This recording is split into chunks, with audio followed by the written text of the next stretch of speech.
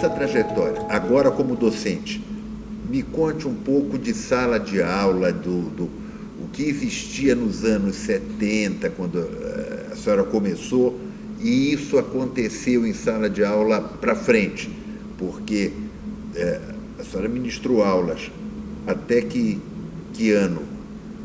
Eu ministrei aula até 2013. 2013, é isto, 40 anos. Então, quais as diferenças? Como era no início, como era depois, o que aconteceu na atividade docente ao longo desse período? Eu acho que as grandes mudanças ocorreram principalmente de 2013 para cá, depois que eu saí. Mas mesmo assim, já na época que eu era docente aqui, foram mudando, às vezes, as disciplinas, foram sendo criadas novas disciplinas, fora das disciplinas tradicionais, que era civil, processo civil, penal, processo penal, constitucional, administrativo. Eram as disciplinas, e civil, eram as disciplinas clássicas, básicas. Tanto que civil tem muita aula até hoje, né? Muita aula, porque é muito extensa, é da tradição e é muito extensa. Mas depois foram sendo criadas várias disciplinas, também, paralelamente, mais professores foram ingressando, né? Mas, assim, durante muito tempo, sempre predominou a aula expositiva. E uma vez eu tentei até mudar um pouco, fazer mais em termos de texto, estudo de texto, uma aula expositiva, 2 ou 3, com debate de texto, e os alunos vieram me pedir para dar aula expositiva, que só queriam aula expositiva. Que coisa. Isso mudou bastante. Isso mudou, isso foi mudando com o tempo, e passou a haver uma outra tecnologia, uma metodologia para as aulas aqui, que eu acho que são até mais ricas, né, porque inclusive propiciam um vínculo mais direto com o professor, como nós tínhamos na Faculdade de Educação, já desde aquela época. Havia aula expositiva, mas uma grande parte era discussão de textos, né? A avaliação era feita por seminários, né?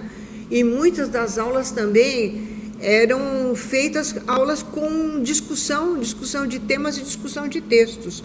E aqui nós estávamos predominantemente com aulas expositivas, e que depois, com o tempo, a metodologia de ensino foi mudando. Foram inseridos outros métodos para ensino aqui na faculdade. E a relação professor-aluno ao longo desse tempo mudou muito? Também mudou. Então, no tempo em que eu era estudante, era muito formal, né? Nós não tínhamos... havia um constrangimento de falar com o professor fora da sala de aula, como eu já disse, de ingressar aqui nas salas de professores, mesmo os professores titulares ou professores livre-docentes. Havia assim, uma timidez mesmo dos alunos de se dirigir aos professores fora da sala de aula. Mesmo na sala de aula, também havia uma certa timidez de ir perguntar alguma coisa e conversar alguma coisa com o professor. Havia um certo distanciamento hierárquico, vamos dizer assim. Mas quando chegou lá, no final da trajetória, lá para 2012, 2013, isso já era bem diferente? Já era muito diferente. Então, foi mudando, e ficou muito diferente. Ficou um vínculo informal. Eu não posso dizer o que é melhor e o que é pior, depende da época, né? Mas é claro que, do ponto de vista do ensino, eu sou formada em ensino, né? Do ponto de vista ensino pedagógico, é muito melhor o aluno ter acesso ao professor, né? Claro. Para uma dúvida, esclarecer alguma dúvida, menos formalismo, um ponto de vista, né? Então, eu, assim como pedagoga, eu acho melhor o aluno não ter, vamos dizer assim, uma timidez ou um receio de se dirigir a um professor. E me diga uma coisa, como a senhora vê a diferença desse tempo todo na faculdade? Eu fui chefe de departamento, né, de Direito do Estado, E depois eu fui 2 vezes e depois fui vice-diretora na época em que o diretor era o professor Álvaro Vilaça de Azevedo. Então, foi muito bom estar junto com o professor Vilaça. Ele era uma excelente pessoa, além da competência como professor de Direito Civil, ele era uma excelente pessoa e sempre de bom humor, sempre alegre, e foi uma experiência muito rica também na vice-diretoria. Então, uma boa lembrança também. Não se animou em buscar ser diretora? Bom, se eu quisesse, na verdade, deixando um pouco a modéstia de lado, eu estava com a eleição ganha. Mas eu quis privilegiar o estudo, porque mesmo sendo vice-diretora, eu tinha alguns encargos que o professor Vilaça me dava, e quando ele tirava licença-prêmio ou entrava de férias, eu assumia a diretoria, como é normal. E o tempo para estudo, o tempo para escrever, começou a ficar muito restrito, né? E começavam a aparecer alguns problemas, como é natural, alguns problemas que aparecem em quem dirige um órgão. Desde problemas, vamos dizer assim, mais severos, né? Até problemas mais prosaicos, tipo uma mancha no tapete, um servidor que pega o fundo de uma margarina na geladeira do outro. Então, tem uma escala de problemas que vai desde os mais, vamos dizer assim, severos até os prosaicos. E eu comecei a pensar assim, se eu vou passar 4 anos cuidando de mancha de tapete, de fundinho de pote de margarina, e dirigir a congregação, que às vezes as pessoas brigam, os colegas brigam, como é normal, porque pessoas até da mesma família, do mesmo sangue, brigam, porque os outros não vão brigar. Briga, todo mundo briga, faz parte do ser humano. Eu não vejo nada de alguma coisa que, como saiu recentemente, bafafá na faculdade, tem bafafá em tudo quanto é lugar, na política, na vida das famílias, entre amigos, amigos brigam, fazem as pazes. Faz as pazes, volta, então vai, faz parte da natureza humana, não muda nada. Então eu comecei, eu vou ter que também administrar briga numa reunião de congregação, e por mais incrível que pareça, eu ainda assumi a faculdade 1 semana antes da minha aposentadoria, porque o professor Magalhães, Álvaro Magalhães, estava de licença-prêmio, o vice-diretor, que era o de internacional, Paulo Casella. O Casella não quis assumir, que estava tendo uma greve. E o primeiro decano, que era o professor Miguel Reale, estava de licença-prêmio porque ia se aposentar, né? Temos a idade parecida. E eu era a segunda decana, então eu assumi a diretoria no meio da greve. Isto é que ano? Só pra gente... 2013. Eu fiquei aqui até 2013. A senhora não voltou como professora sênior? Não, eu não quis. Por quê? Porque uma vez o professor Zé Afonso disse para mim que assim, acabou. Né? Então, eu também na hora, até me deram umas papeladas lá, eu tinha que até fazer currículo lá, falei, eu fiquei 40 anos na faculdade, fui chefe de departamento 2 vezes, vice-diretor, eu tenho que fazer currículo Lattes, pegar toda a minha papelada, como se eu fosse uma ilustre desconhecida? Não. Aí eu segui o Zé Afonso, acabou. Acabou. Então... Mas existem muitas outras atividades, até aqui, dentro da faculdade, eventos. Às vezes me convidaram para encerrar um curso amanhã de processo administrativo, que eu, modéstia à parte, também fui uma das pioneiras a escrever sobre isso. Então, de vez em quando vem os eventos e eu participo. Bancas de concurso. Bancas de concurso também, com muito prazer. É sempre uma alegria estar aqui de volta, né? Sempre a nossa casa, né? Nós chamamos a nossa casa. Então, mas eu não quis ser professora sênior. Aí, nesse período de greve, estava em uma greve e eu assumi numa sexta-feira. Uma sexta-feira, eu ia assumir na segunda, na sexta-feira, eu nem sei nem se eu devo contar. Fique à vontade. Eu mandei chamar os alunos do 5º ano para a reunião que eu marquei na segunda-feira. Por quê? Por quê? Aluno de 5º ano não tem interesse em greve em mês de setembro. É verdade. Eles querem terminar o curso. Exato. Alguns já estão com previsão de ser contratados em escritórios. Alguns têm viagem, têm bolsa de estudos. Então, sempre tem uma expectativa de um trabalho profissional assim que terminar o curso. Exato. Engatilhado. Então, eu chamei a turma do 5º ano, representante. Vamos acabar com isto. Deu uma briga entre os alunos. Deu uma briga. Os do 5º contra os outros. Os outros, os grevistas. Então, a reunião não pôde ocorrer porque não tinha o representante dos alunos. O professor Heleno Taveira Torres era o presidente da comissão de graduação, também iria na reunião. Então, convoquei de novo, já assumi na segunda. Também tinha uma confusão na biblioteca que eu resolvi. O problema da biblioteca foi, eu não vou dizer qual, o problema da biblioteca, o professor Magalhães jogou para o CTA resolver, certo? Porque ele não queria resolver, ele não queria se envolver na confusão bibliotecária. Mas eu, como conhecia todos da biblioteca, sabia como as moças trabalhavam, como todos trabalhavam. Primeira coisa que eu fiz, eu chamei o pessoal da biblioteca, falei, a decisão de quem é para esse problema? É do CTA, da congregação ou do diretor? A decisão é do diretor. Tá, então, me dá o papel. Eu resolvi na hora, e até o professor Bedac, que era o relator, veio falar comigo, que estava lá no CTA. Eu falei, Bedac, eu já resolvi o problema. Está resolvido.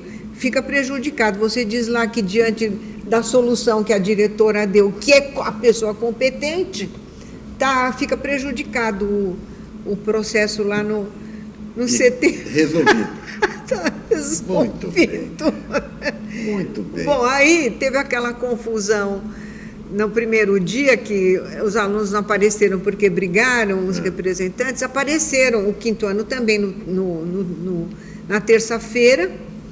Aí nós conversamos, eu fui vendo as reivindicações e o professor Heleno, uma série das reivindicações já tinham sido atendidas, um grupo já tinha sido atendido de reivindicações e uma parte ficava para a solução na reitoria. Eu não tenho uma memória de que tipo de problema, eu só sei que uma parte o professor Heleno já tinha resolvido, portanto não havia sentido para a greve. Para continuar.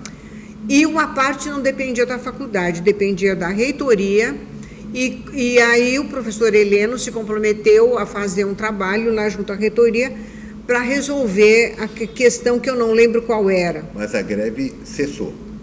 Bom, aí os alunos se comprometeram então a encerrar a greve. E naquela ocasião, acho que foi a primeira que deslocavam as carteiras e colocaram na porta das salas de aula para ninguém dar aula. 2013. Certo, quer dizer, era um tipo de greve bem ditatorial, a meu ver, porque eu acho que não se pode impor a greve a todo mundo. Claro, nem não pode fazer. Numa greve na relação empresa-empregado, nem numa relação servidor e entidade pública, nem de aluno e em relação a outros colegas e professores que não querem a greve. Certo? Eu acho que a greve não é algo que tem que ser imposto. Claro. Certo? Adesão. Tem que ser por adesão. Se as pessoas não sabem convencer, os grevistas, o problema é deles, os líderes, né? Mas aí foi a primeira vez que acho que colocaram aquelas carteiras, que eu acho um absurdo fazer isso, com o patrimônio da faculdade, na porta das salas de aula. Então, aí diante disso, a minha pequena gestão era até sexta-feira. Quando foi quinta-feira, no fim de tarde, à noite, aqui eu fiquei até tarde, porque eu ia encerrar tudo E aposentar. Ia aposentar. eu ficava um período à noite também, por causa dos alunos da noite. Já era tarde da noite, eu comecei a ouvir a movimentação, barulho de carteiras sendo removidas para serem colocadas, porque foi com uma condição: vocês vão ter que colocar as carteiras no lugar, não é obrigação de ninguém.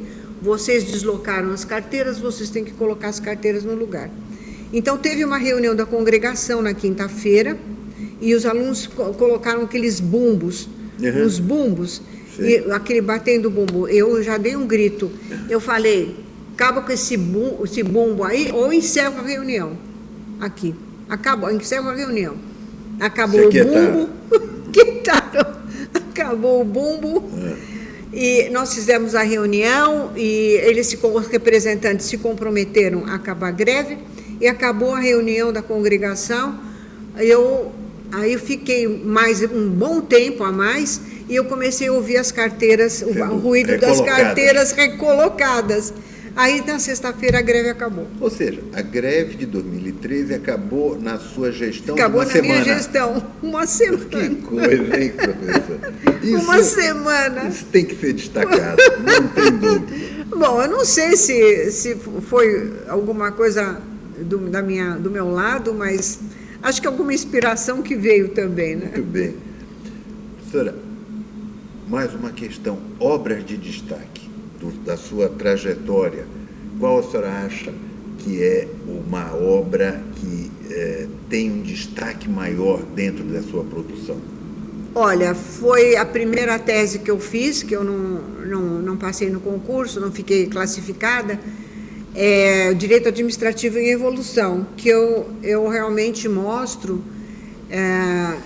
como o direito administrativo estava mudando, se tornando, inclusive, mais rico do que era, né?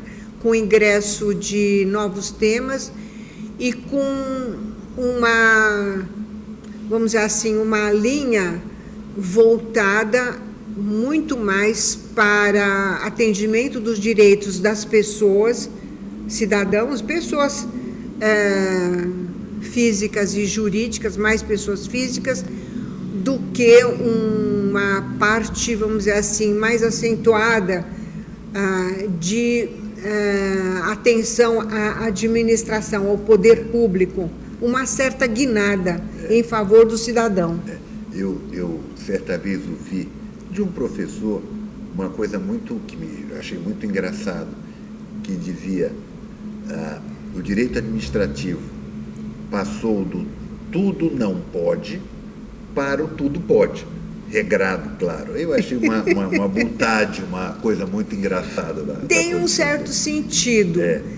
Vamos dizer assim, dar para a administração um caráter menos imperial, menos imperativo.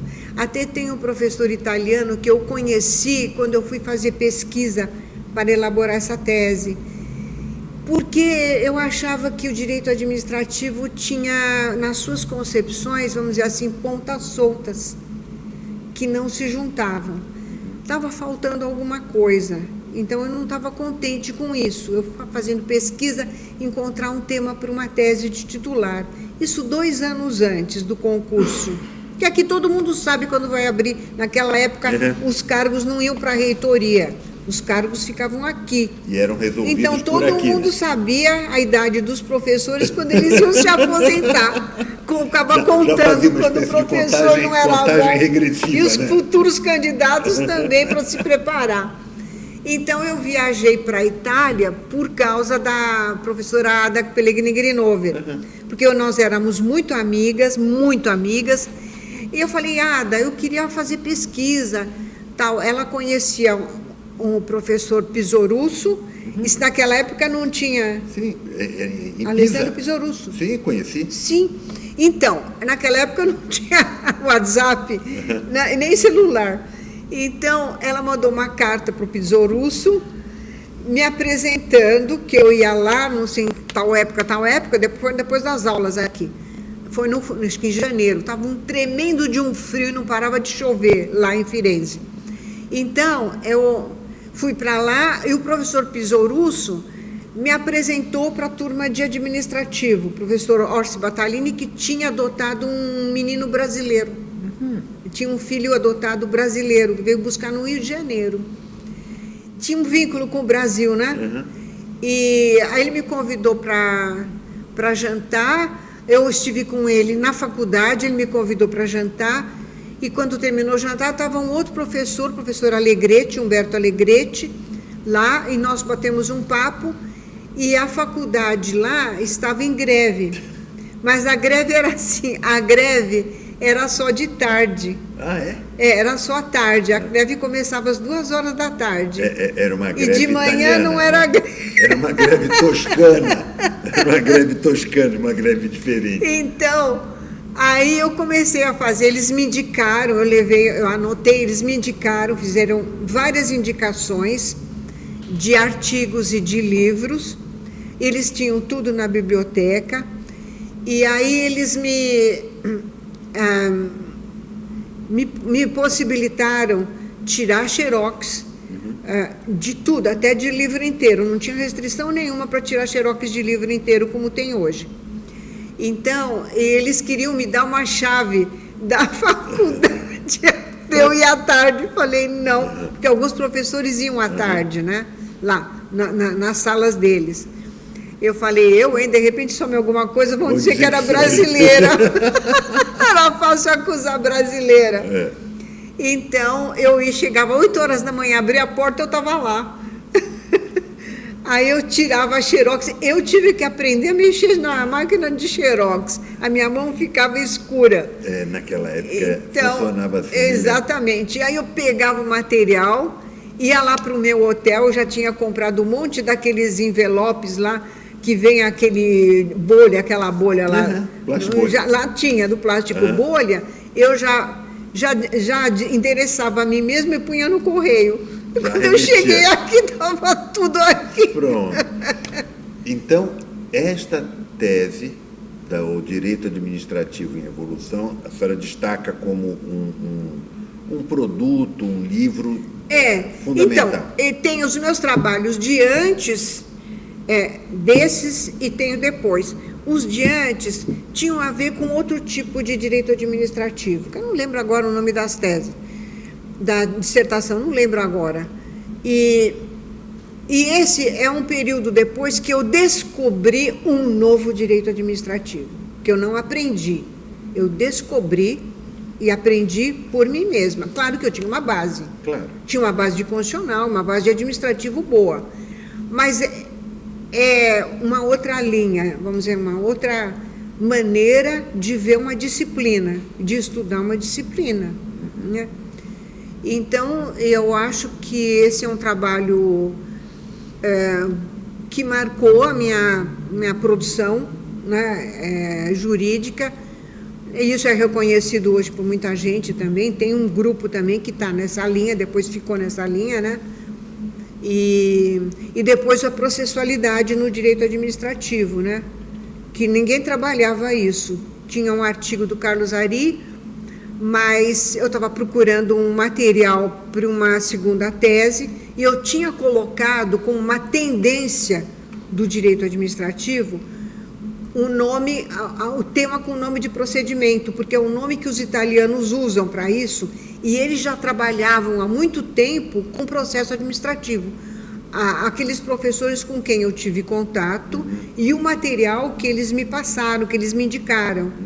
Então, eu já tinha colocado como uma tendência, que depois veio mesmo forte, né, de processo administrativo no âmbito da de processo no âmbito da administração, uma processualidade administrativa. E eu resolvi fazer isso, inclusive eu tinha aquele vínculo muito forte com a ADA, com o professor Cândido, Dinamarca, a turma do processo, né? E até eles brincavam comigo se eu não queria passar para o departamento de processo, que eu gostava da matéria, né? Então, eu acho que foram trabalhos assim que marcaram mesmo, né?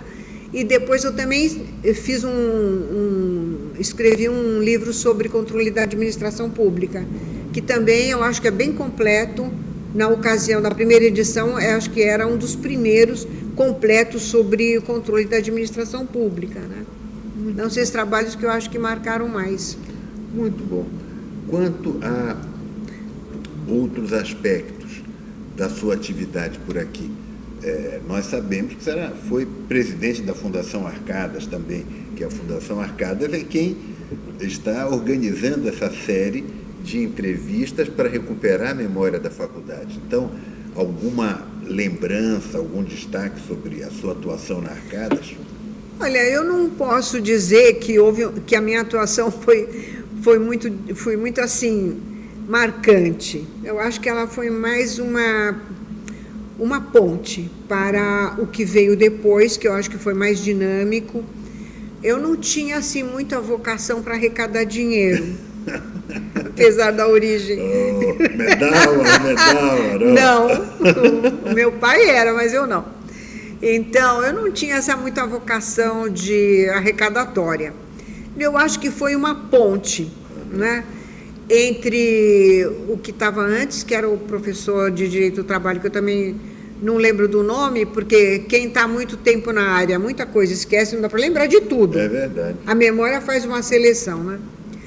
Que ele ficou desde o início da Fundação Arcadas, e foi uma passagem para o que veio depois, porque eu não tive grandes marcas na minha pequena gestão, que acho que foram uns 2 ou 3 anos.